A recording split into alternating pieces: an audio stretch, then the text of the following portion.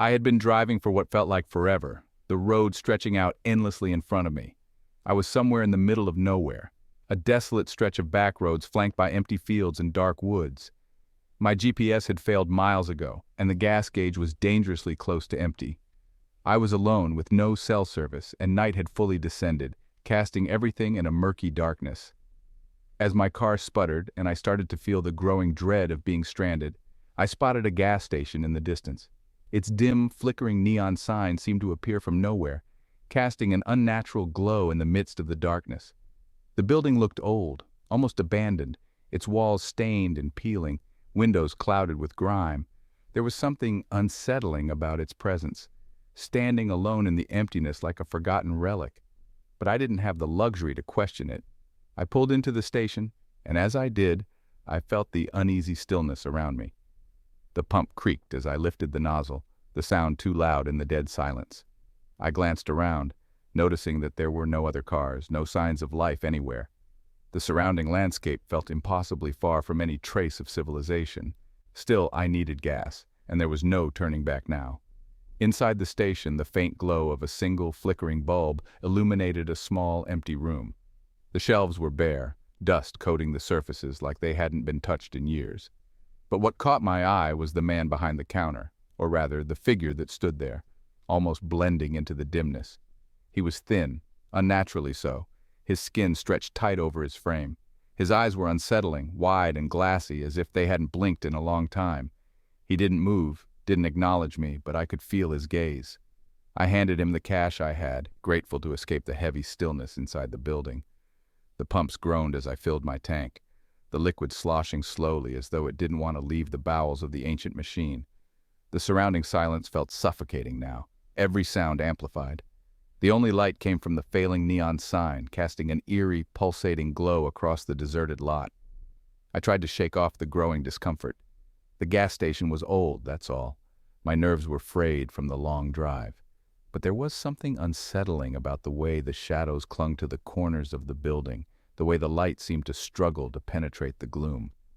I finished pumping, eager to leave. As I approached the car, I glanced back at the station one last time. Through the murky window, the man was still there, watching. I looked away quickly, forcing myself not to dwell on it. Back in the car, I started the engine and drove away, my headlights piercing the darkness. The gas station faded quickly into the black, its sickly glow disappearing in the distance.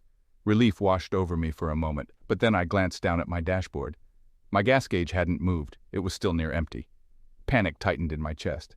I had just filled the tank, I was sure of it. I glanced back in my rearview mirror, and that's when I saw it. The gas station was still there, or it looked like it was. The same flickering neon sign, the same crumbling walls, and the same oppressive stillness. But it was impossible. I had driven too far for it to be the same place, yet there it was, sitting at the side of the road, as if it had never disappeared. I kept driving, trying to push the image from my mind. My heart was racing now, and I gripped the steering wheel tighter. But as I rounded another curve in the road, it appeared again. The gas station, identical to the one I had just left behind. Same fading sign, same crumbling facade. My stomach twisted, my breath shallow as I realized the impossible truth. I hadn't escaped it. I was still trapped in its shadow, no matter how far I drove. I pressed harder on the gas, desperate to outrun it. But the road stretched out endlessly in front of me, an unbroken line of darkness. Each time I glanced in the mirror, the station was there, lurking at the edge of my vision. I could feel the weight of it now, pressing in from all sides. The world outside seemed to blur, as though it no longer existed beyond the headlights. And then, in the midst of my rising terror, I saw it, a figure by the pump, a shape standing perfectly still in the dim glow of the station's flickering lights. It was the man from inside, or at least it looked like him. But something was different now. His posture was rigid, unnatural, and though he was far away, I could feel his eyes locked on me, watching, waiting. I tried to tear my gaze away from the mirror, but it was as if I couldn't look away. Every curve in the road brought me back to that station, that figure. It wasn't just a building anymore. It was following me. I kept driving, faster and faster, trying to outrun it. But no matter how far I went, it was always there, just behind me, waiting to be seen again. I don't know how long I drove like that, hours, maybe days. Time seemed to lose all meaning. All I could focus on was the endless road and the gas station that followed me, an unrelenting shadow in the rearview mirror.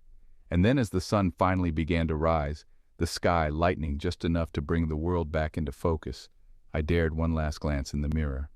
The gas station was gone, but that figure, it was sitting in the back seat. I didn't mean to take the wrong turn. I was just trying to get away, a weekend escape into the mountains, far from the noise of work in the city. The directions seemed straightforward, a winding road that snaked up through the forest until it opened into a vast, quiet valley where the rental cabin was supposed to be waiting. But somewhere along the way, maybe distracted by the setting sun or the dense trees crowding both sides of the road, I missed the turn. By the time I realized my mistake, it was too late. The road had narrowed into a dirt path, thick with gravel and weeds. My phone had long since lost its signal, and with no GPS to guide me, I decided to keep going, hoping the path would circle back to something familiar. The sun dipped behind the trees, casting long shadows across the road, and I began to get that uneasy sense that I was farther from civilization than I intended to be. I hadn't seen another car for miles, and the dense forest around me seemed to swallow the light. There was no sound, no birds, no wind, just the soft crunch of gravel under my tires. Just as I was about to give up and turn back, I saw it, a cabin, tucked back behind a thick line of trees. It was small, older than the one I had booked, but it looked well kept enough. The roof wasn't sagging and the windows were intact. A narrow trail of smoke curled from the chimney. I pulled into the clearing, relieved to see any sign of life out here. There were no other cabins around, no lights, but the place looked like it had been lived in recently. Maybe I wasn't as lost as I thought. Maybe this was just a different cabin nearby, a mistake in the directions. I parked the car and stepped out. The silence hit me harder out here, away from the noise of the engine. The trees pressed close, the clearing barely big enough for the cabin and my car. The forest felt heavy, the kind of quiet that comes when there's no movement, no breeze to stir the leaves. The cabin sat squat and still, its windows dark and blank, the door slightly ajar. I should have felt relieved to see a place like this after miles of nothing, but something about it made me hesitate. I stood by the car for a long minute, staring at the cabin, waiting for someone to come out, to see the glow of lights flicker inside. But there was nothing. The trail of smoke from the chimney twisted lazily into the darkening sky. It was thin, barely noticeable, but unmistakable. Someone had been here recently. I walked up to the front door, my footsteps muffled by the soft dirt and fallen leaves. The closer I got, the more I noticed little details. The wood of the porch was worn smooth as if it had seen years of use, but the cabin itself looked out of time. There were no signs of modern life, no car, no wires, no satellite dish, nothing to indicate it was part of the world I had just come from. The door creaked as I pushed it open. The inside was dim, lit only by the last gray light of the evening filtering through the windows. There was a fireplace in the corner, glowing faintly with the dying embers of a fire. A single chair sat in front of it, angled just slightly toward the doorway, as if someone had been sitting there watching. I stepped inside, the wooden floorboards groaning under my weight. The room was small, just a single space with a bed pushed up against one wall, a kitchen in the far corner, and the chair near the fireplace. The smell of wood smoke and something faintly metallic hung in the air. It wasn't abandoned, that much was clear. The place had been used, maybe not often, but recently enough that the fire hadn't gone completely out. There were dishes stacked neatly in the sink, a thin layer of dust covering the countertops, as though no one had touched them in a while but hadn't completely forgotten the place existed. I called out once, my voice sounding strange in the small space, but there was no response. I wasn't sure what I had expected. The cabin felt empty, but not in a way that put me at ease. It was like stepping into a room right after someone had left, their presence still lingering in the air. I told myself I would stay, just for the night. It was too dark to navigate back down the road I had come on, and I didn't want to risk driving off a cliff in the darkness. I could leave at first light. The cabin might not have been where I was supposed to end up, but it was shelter, and I convinced myself that was enough. I built the fire back up, trying to shake the cold that had seeped into the cabin. It was the kind of chill that sank deep into your bones, the kind that made the warmth of the fire seem thin and weak. As I sat in the chair watching the flames flicker and dance, I couldn't shake the feeling that I wasn't alone. I looked around the cabin again, my eyes lingering on the bed, the small table pushed up against the wall, the doorway I had come through.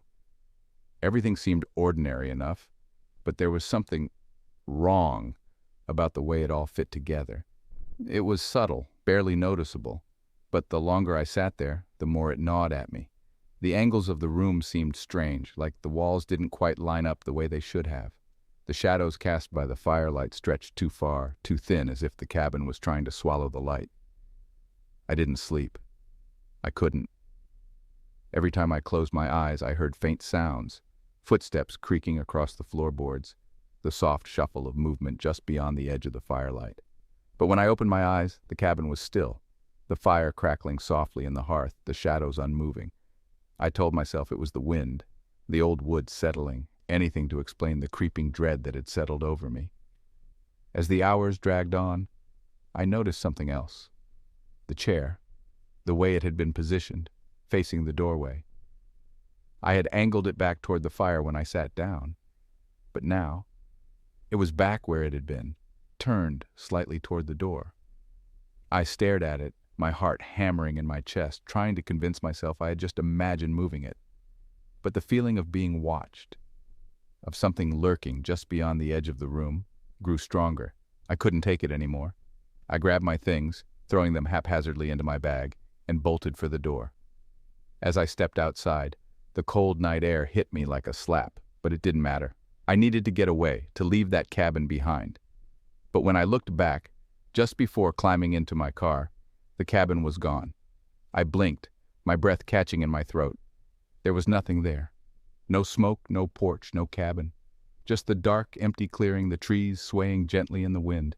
I stood frozen for what felt like forever, staring at the empty space where the cabin had been, my mind racing to make sense of it. There were no tracks, no sign that anything had ever been there.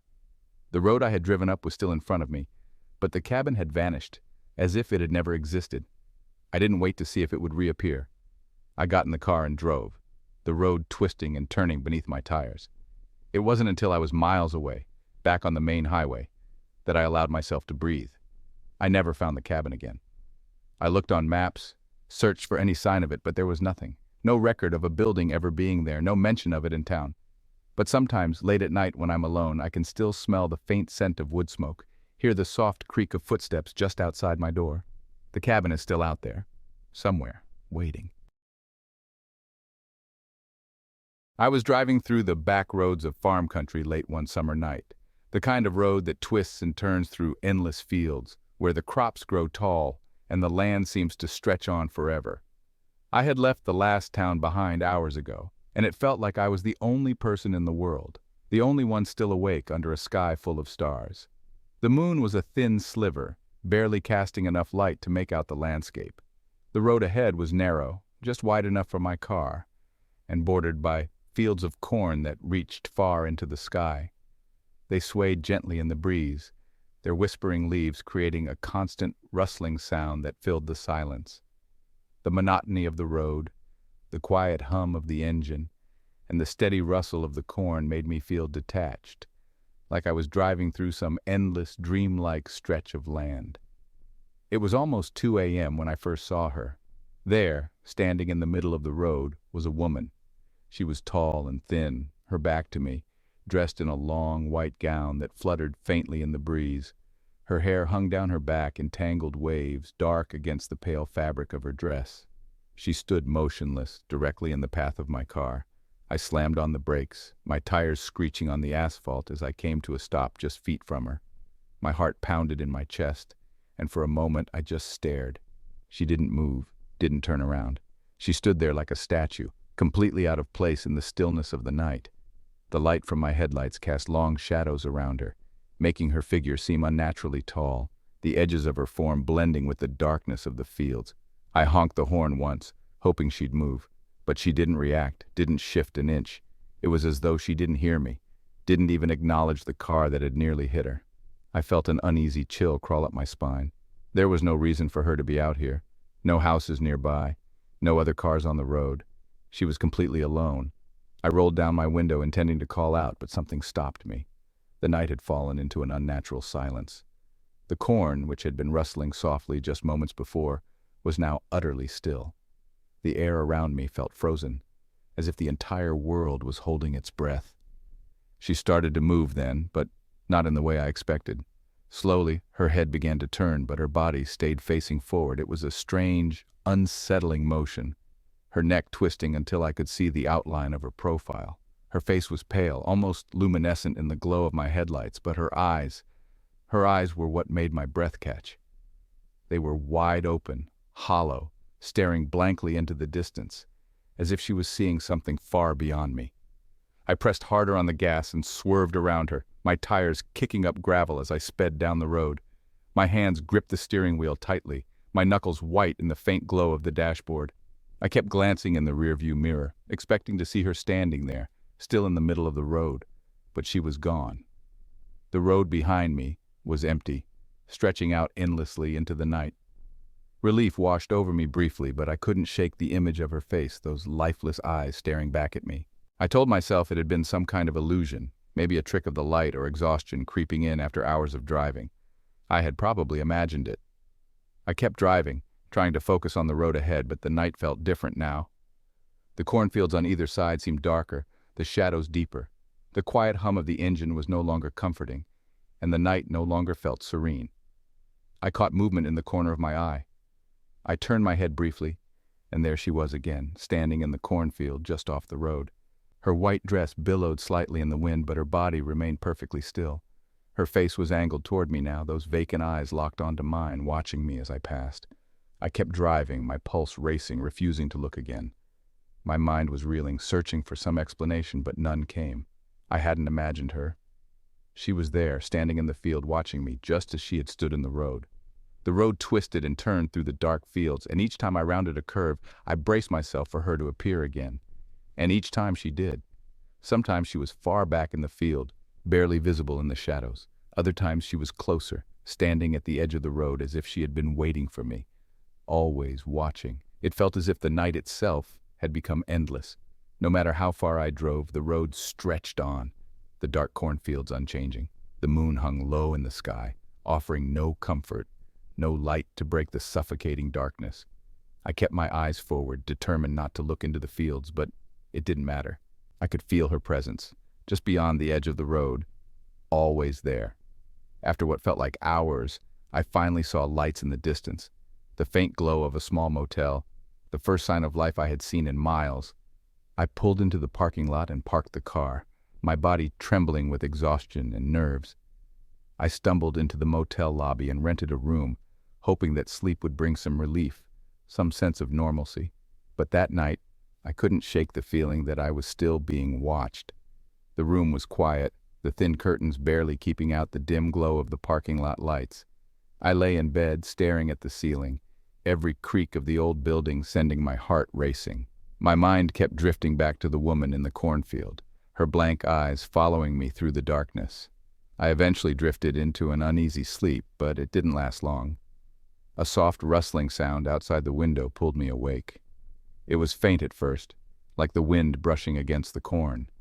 But as I lay there listening, the sound grew louder, more distinct. I hesitated, my pulse quickening again, but eventually I got up and walked to the window. I pulled back the curtain just enough to peer outside. Across the road, just beyond the dim glow of the motel lights, the cornfield stood tall, swaying gently in the breeze. And there, at the edge of the field, half hidden in the shadows, stood the woman. Her white dress was barely visible against the darkness, but her eyes were bright, locked onto me from across the road. She was waiting. I had been working too many hours, too many late nights, and the pressure was building. I needed to get away, disconnect from everything, and clear my head. A camping trip deep in the wilderness seemed like the perfect escape, a place with no distractions, just me, the trees, and the quiet solitude of nature. I packed quickly and drove into the countryside, following narrow roads that led me further and further from civilization. As I went deeper into the woods, the road narrowed, hemmed in by towering trees that seemed to close in as the miles ticked by. The light began to fade, casting long shadows across the road, but I wasn't worried. I'd been on this kind of road before, the kind that's barely a path, more like a worn trail through the forest. I trusted it to lead me somewhere, even if that place was far from where most people wandered. Hours passed, and I realized I hadn't seen another car or a house since I turned off the main highway. The sun had dipped below the horizon, and the sky was growing darker by the minute.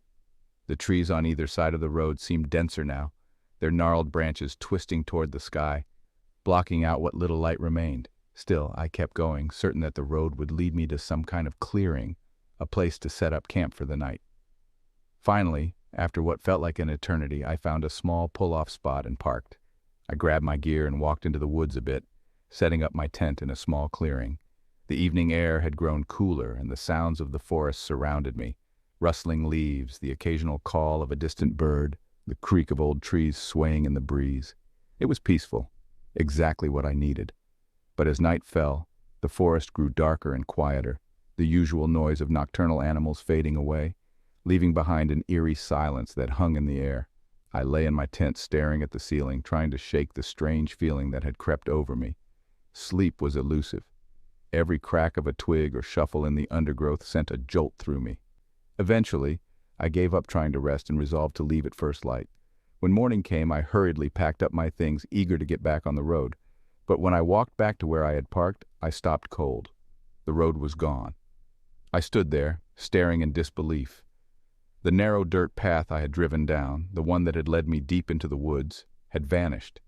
In its place was a thick wall of trees and underbrush, as if no road had ever existed. I rubbed my eyes and tried to make sense of it, thinking I had somehow wandered to the wrong spot, maybe lost my bearings during the night. But that wasn't it. I was standing exactly where I had left my car, yet there was no sign of the road, no tire tracks, no broken branches where I had driven in, just forest, untouched and wild. A sense of unease crept in, but I forced myself to stay calm. I reasoned that I had gotten turned around. It was easy to lose your sense of direction in the woods, especially after a restless night. I decided to retrace my steps, walking back the way I had come the night before. But every direction I tried led me deeper into the forest, and each path I followed seemed to circle back to where I started. The trees pressed in from all sides, their trunks stretching endlessly in every direction. Hours passed, and the sun climbed higher in the sky, yet I couldn't find the road. My GPS was useless, showing nothing but an expanse of blank space where the road should have been. No signal, no direction. The quiet of the forest seemed to hum around me, growing heavier with each passing hour. There were no landmarks, no familiar signs to guide me, just endless trees, stretching as far as I could see. I stopped to catch my breath, my nerves fraying as the realization sank in. The road was truly gone. It wasn't just hidden or obscured, it had vanished entirely, leaving no trace behind. I searched desperately, moving through the underbrush, but each step took me further from any sense of reality. The woods felt endless, like a labyrinth that had swallowed me whole. As I moved deeper into the trees, I started to notice strange things.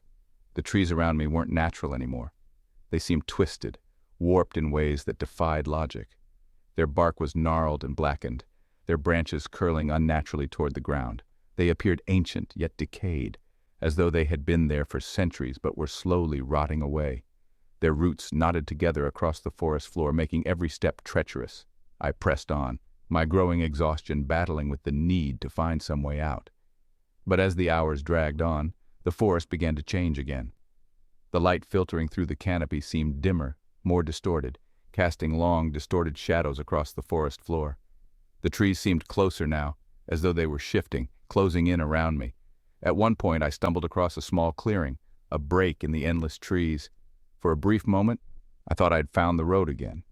There was an open space, a narrow strip of dirt that could have been the path I had driven in on. But when I looked closer, it was clear that it wasn't the road. It was a trail, barely more than a rough cut through the underbrush, lined with the same twisted, ancient trees. The forest around it was dead silent. No sounds of birds or insects, nothing but the soft creak of branches in the wind. I started to follow it, desperate for any direction, but after only a few minutes of walking, the path seemed to dissolve into the forest, fading into nothingness. I turned to go back, but the clearing was gone. There was no sign of the trail I had been following, just trees, dense and unyielding, stretching out endlessly in every direction. As the sun began to set, I realized with growing dread that I was trapped. The forest wasn't just isolating me, it was changing, shifting around me in ways I couldn't understand. The trees moved in ways that defied explanation, twisting and closing off paths that I had taken just moments before. Landmarks that should have guided me back to where I started disappeared, replaced by dense thickets of trees that seemed to multiply with every passing moment. Nightfall came again, and with it, the forest became a different place. The darkness seemed alive, swallowing the little light that remained. I moved as quickly as I could, but the woods felt infinite, unending. It was as if I had walked into a place that existed outside of time, where the rules of nature no longer applied. I stumbled across a tree with fresh carvings in its bark, deep, jagged lines that hadn't been there before. I leaned in closer, and the words etched into the trunk sent a chill through me. My breath caught in my throat, and I stepped back, my pulse racing. The message was fresh, the edges of the carving still sharp. It was meant for me. The forest was watching me, toying with me. I wasn't just lost, I had been led here. I spun around, scanning the woods, but there was nothing. No movement, no signs of life. The only sound was the wind through the trees, low and constant. I ran then, desperate to escape, but every step seemed to take me deeper into the forest, further away from any sense of reality. I don't remember how long I ran, how long I stumbled through the dark, but eventually I stopped. Exhausted, I collapsed at the base of a tree, my body trembling with fatigue and fear. As I sat there, breathing heavily, I looked around one last time. The forest was still. The road, the way out, had never been there. It was only me, lost in a place that wasn't meant to be found, and somehow I knew I would never leave. The old house had been there since I was a kid, sitting at the end of a narrow dirt road on the outskirts of town. It was the kind of place that everyone knew about, but no one really talked about. People avoided it, steering clear of the broken fence and overgrown yard, pretending it wasn't there. It was abandoned, decaying, its windows shattered, its roof sagging. But despite its ruin, the house had a way of sticking in your mind like an image burned into your memory that you couldn't quite shake. I hadn't thought about the house in years. I had left town after high school, moving to the city to start fresh, and the house became a distant, half-forgotten memory. But when I found myself back in my hometown after so many years away, it was the first thing that came to mind. Not the friends I hadn't seen in ages, not the familiar streets or the places I used to go. Just that house. It started on the first night I was back. I was driving home from a friend's place, the sun setting over the horizon, casting long shadows over the empty roads. I hadn't meant to go near it, but somehow, my route took me down that narrow dirt road, past the place where the house had always stood. Only this time, it was gone. I pulled over, staring at the empty lot. The house, the one I had grown up avoiding, wasn't there anymore. There was nothing but an overgrown patch of weeds, wild and untamed.